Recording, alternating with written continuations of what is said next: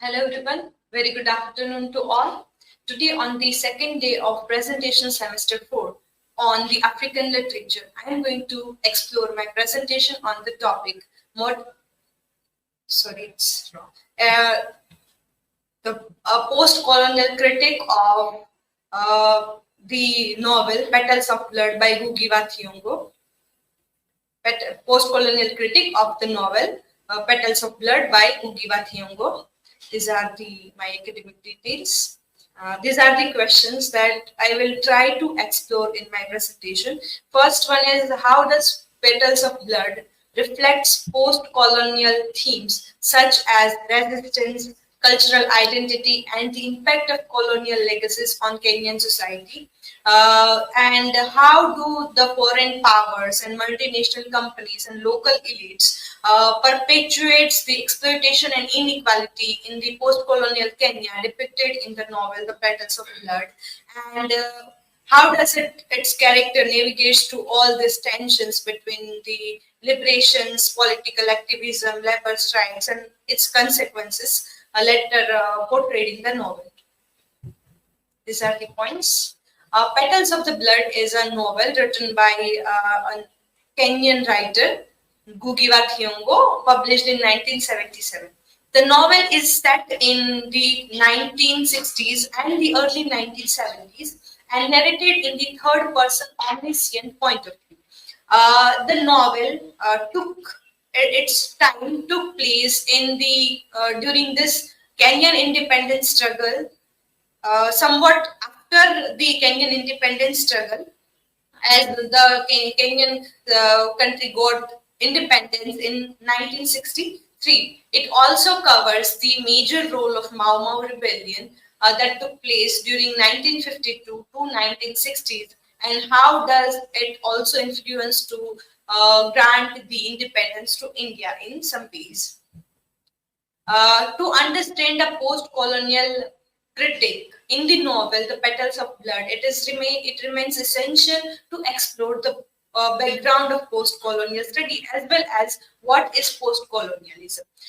M.H. Abram, in his book A Glossary of Literary Terms, he says that post-colonial studies refers to a critical analysis of history, cultural, literature, and modes of discourses that are specific to the former colonies of England, the countries like Spain, France, and other European imperial powers.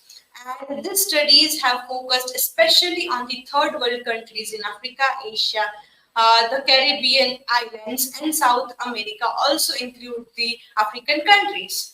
Gayatri Chakravarti Spivak's seminal work, A Critic of Post-Colonial Reasons Towards the History of the Vanishing Present. In this book, she talks about some point, it talks about the assumptions and biases that are inherited in the Western philosophical tradition, and how does it impact to the literature and situation towards this third world country in terms of post-colonial consequences. The novel is set in the real historical background of Mau Mau rebellion and independence of Kenya. The novel swings between this independence of Kenya, after independence of Kenya, and it traces the past of Mau Mau rebellion. So, a major part of the novel talks about the consequences and after effects of colonial powers in the novel, and how does it operates throughout the novel.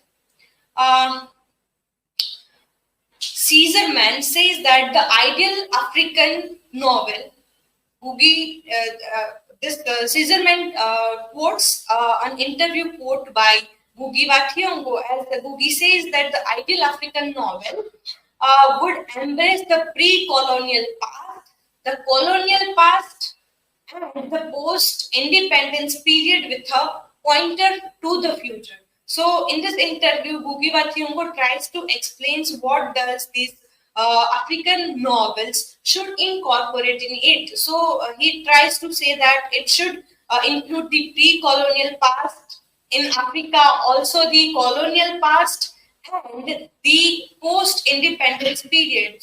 while looking at all three major span of literary history and actual history, the novel will try to explore some of the concerns and ideas. According to Carol M. Caesarman, Petals of Blood looks at the present in the light of past. Novel is much about the present after independence of Kenya, but it looks towards the past. How certain events before before the independence have put a lasting impact on the characters and how they are getting affected towards it.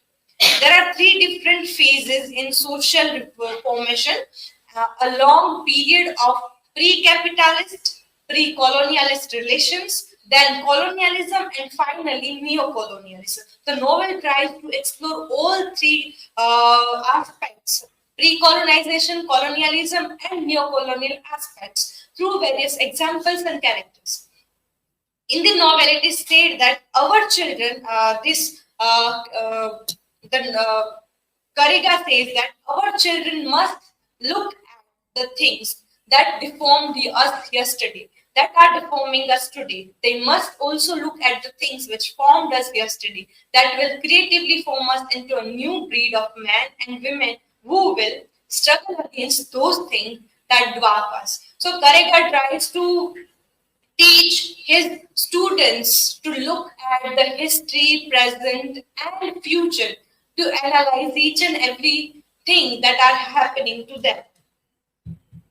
And he also says that the students are not getting taught the real history of Kenya or Africa. So he has a bit regret about that, that as well, that students are not taught certain things that should have been known to them. While thinking about this post-colonial critique of the novel, it remains essential to look at the colonial legacies that are prevailing in the novel and in the independence Kenya. There is an economic exploitation, political corruption, which is done by elite. Earlier, it was done by the colonial powers, and now, after independence, it is being carried out through the elite people within their community. Deriva Riera, who is a businessman in the novel, his private company, Ilmorog, Investment and Holding Limited, their focus is to develop the area, but while doing so, they are in a way exploiting the native people of Kenya, the Gikuyu people and other people living in Kenya. There is the construction of Trans-African Road, and while construction of this road, various promises made to people that you will get land, you will get a certain place, you will get jobs and everything. But all the promises were literally fake, and afterwards, people didn't get anything in return. And the aspiration and expectation of people from their own government, they fall in getting that. So they didn't get that much what has been told to them the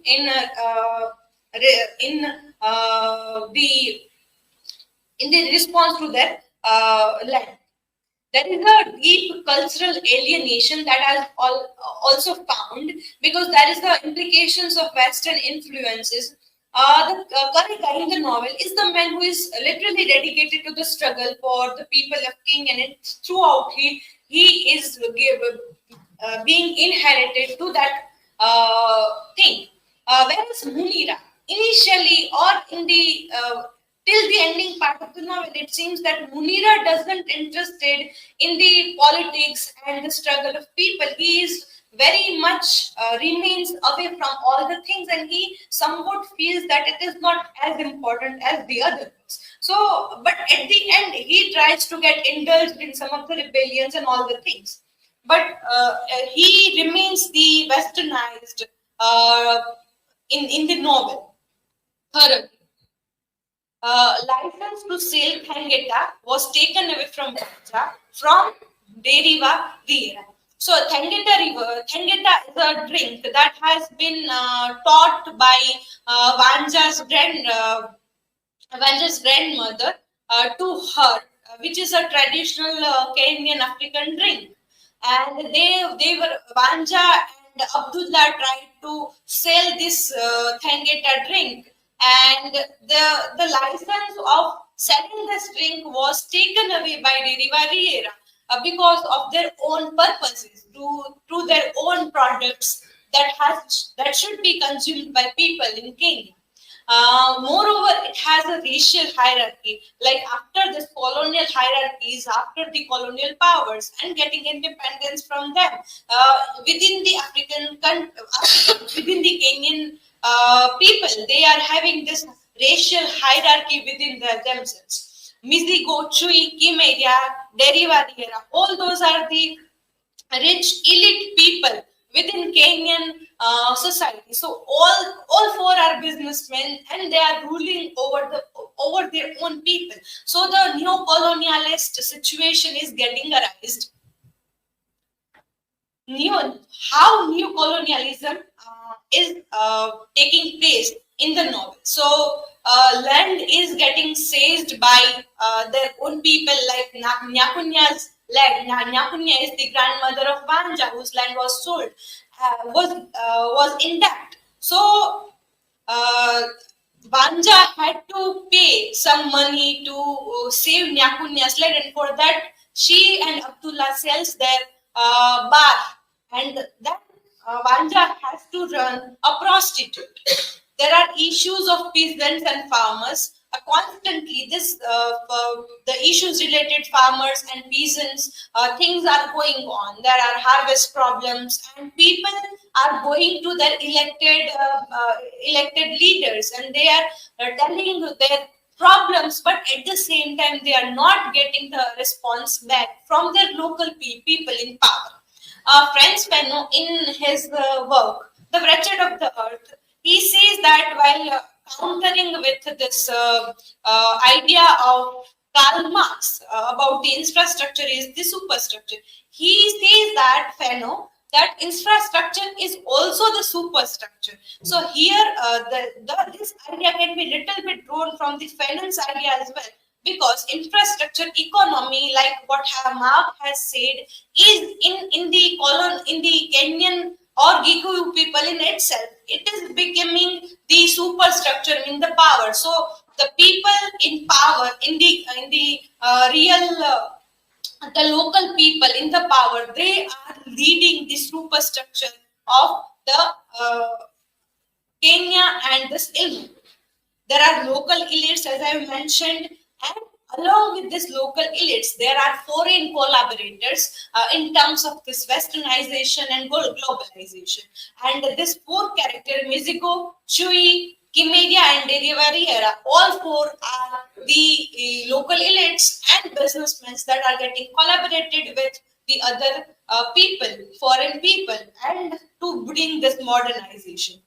Uh, the language Munira uses, that of power, that of owner, master, lord, reveals Munira's desire of power and control. It is the language of the colonial master. So the language that has been used by colonial masters are being used by the people, local people, to power and to be powerful on their own people. In throughout the novel, there is a resistance and revolution. Earlier, they are fighting with this British colonies, like Mau Mau rebellion. But in the novel, it is portrayed that people of Kenya had to fight back to the government, to their own elected people, their own representatives. There is the political activism by various characters in the novel. Labor strike, like Kariga's Union Organization for Social Justice and Land Reform. And he wants to educate his students to question the authority.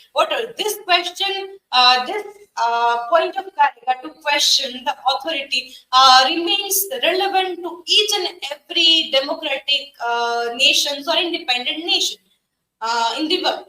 Vanja strike for wages. She was working in a mine, so she for increasing their wages, they strike for that. Abdullah does a fight for workers' right and against the exploitative practices of multinational companies. because multinational companies with the modernization and westernization grabbed the lands and the rights of local people. Gender also plays a significant role while thinking about the post-colonial studies. Vanja is the female protagonist. As Spivak says that if in the context of colonial production, the subaltern has no history and cannot speak, the subaltern as female is even more deeply in shadow. So, while looking at all the male characters like Abdullah, Karega, and Munira. Vanja is the one who is getting mostly exploited. She is sexually exploited by Kimeria. She gets pregnant, and she had to run a prostitute house to, like, say, to do earning for her. So female are getting more and more marginalized and being more in shadow. Rose argues that while Vanja can be seen as an archetypal figure representing Kenya and Africa, Ngugi also grounds her character in the specific historical context of Kenyan woman. He says that in bringing to the light the historical position of Kenyan women at the time the book take place, I hope to illuminate Vanja's character in such a way that we can see her, like Munira, Karega, and Abdullah, as a very real representative of Kenyan nation. Vanja remains a hope and a true fighter. She has fought so many obstacles in her life, and she becomes a true representative of Kenyan nation. There is this Gikuyu traditions related to women. All the traditions are there. She turns into prostitution. Her rebellion proves her being a strong woman in this Kenyan country. There is an exploitation of Africa and African people and resources. This can be compared to Vanja. Okay, how? So Vanja is representative of exploitation of Africa and African people. She becomes a representative. Roos further argues that through Vanja's contradiction and complexity, Ngugi resists reducing her to simplistic categorization and presents her as an integral part of defining and creating Kenya's future. So, like Vanja's future, the Kenya's future remains very unsettled till the ending of the novel. There remains a hope as Vanja. Along with this colonial, neo-colonial aspects, while thinking about post-colonial studies, environmental concerns also remains there. So there, in the novel, there is also a rapid westernization, privatization, this trans-African road and promises made to people in return of their land, but they eventually didn't get anything in return of that. Antonia argues that the post-colonial nation of Kenya continued to the exploitative colonial system through its elite leaders' embrace of capitalism, multinational corporations, and the dispossession of the masses from their lands and livelihoods. So, Kenyan people, there were some also the real life. Exploitation of people along with this trans-African road. This Mao forest rebellion was there, in which the lots of native people lost their places. There was encroachment of people in the forest. There was deforestation that was affecting the livelihood of Kenyan people. So that is very well integrated by Ngugi wa Thiong'o, and in a way, Ngugi wa Thiong'o proves to be a historian along with being a fictional writer. In the novel, he tries to put the real life events to explore the background. Now we see the outcome. It is in the novel. The lawyer in the novel says, now we see the outcome. The god grows big and fade and shines even brighter. The brighter and wets, the appetite of his spirits, the monster has, through the priesthood, decreed only the ethical code, greed and accumulation. Here, this lawyer tries to bring this the Christian ideologies as well. Munira's the father was a Christian, so there was a kind of a battle between this Christianity, religious aspects as well, and the deformation of many things together. harvest problem due to this modernization and privatization and all the Western influences. There was this harvest problem. There was this problem of like rain didn't came during the time when people went to the dairy and the local politician. They didn't get anything. Such problems prevail throughout the novel. Environment and women are similarly exploited by the people, whether the colonial master or the neo-colonial independent people in Kenya. Here it reminds the Anya Lumba's article, The Future of the Post-Colonial Studies, third edition, which focuses on four major aspects. First one is the environment, the history and the present of indigenous people and societies, pre-modern histories and culture, the ongoing colonization and colonization of territories, labor and people by global capitalism. So in the novel, all four aspects can be analyzed. Environmental decay is also there. People deforestation is there. Some other problems related to environmental issues are there. The history and present of indigenous people, because the novel indicates the future consideration as well and in the past. So people are much connected to characters are much connected to that, how indigenous people and societies are getting affected in the history and in the present in terms of colonialism. Third one is pre-modern histories and culture. Also in the novel, there remains a cultural erosion throughout. And fourth one is this, the global capitalization. Globalization and decolonization, both aspects impacts the novel a lot. There is an economic dependency. Earlier it was on colonial masters and now it is on their own people, rich elite people. Spread of Western culture values. There is a cultural imperialism. People were full. People like Munira was in much the brightness of this Western influences, and the African Kenyan culture, this Gikuyu culture, was about to in somewhere decaying. Environmental degradation, which the industrialists and rich people privatizing short-term profits over long-term sustainability of their own culture and environment. Um, a satirical picture of the failure of the post-colonial nation to achieve the masses' dreams of freedom, respect for human rights, and economic empowerment after independence from colonial rule.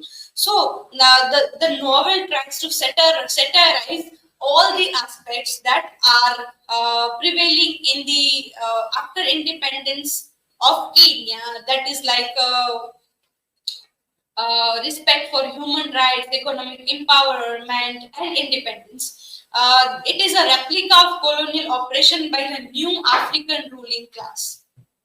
So, well, let me conclude my presentation here with some implications and consideration, because the novel draws attention towards the past, present, and somewhat the future of independence Kenya.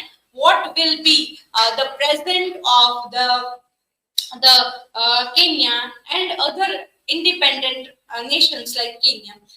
Post-colonial aspects and neo-colonial situation both are hanging in between through this power dynamics. Remains the environmental concerns. Joseph as well as Banja and Kimeria's a bit transformation in between of the novel to join some of the rebellion and protest gives us a hope, given a hope by Ngugi Thiong'O that there will be somewhat a ray of hope that will provide them what they want. So, while looking at the post-colonial critique of the novel, there remains various concerns to look at. Thank you. This is the references. Now I am open for questions.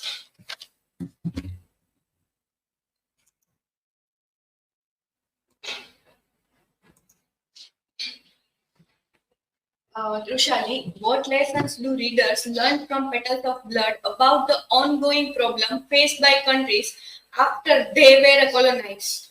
Okay. uh, literature is literature gives us a spectacle to look uh, more clearly to the society in which we are living. While talking about the history and ongoing problems in terms of this colonial or neo-colonial situations, it gives readers a lesson that you have to look properly at something. The power dynamics are changing, but at the same time, whether it is in colonial or independent nations and states, the problems remains the same. So it is very much important to look at the histories, past, present, and future of all the things. And while talking about the petals of blood, in the novel throughout, Ngugi Thiong'O tries to elaborate what people are suffering in their life and question as this Karya tries to teach his students to questions authority. The questioning is must. So one of the lessons is the questioning.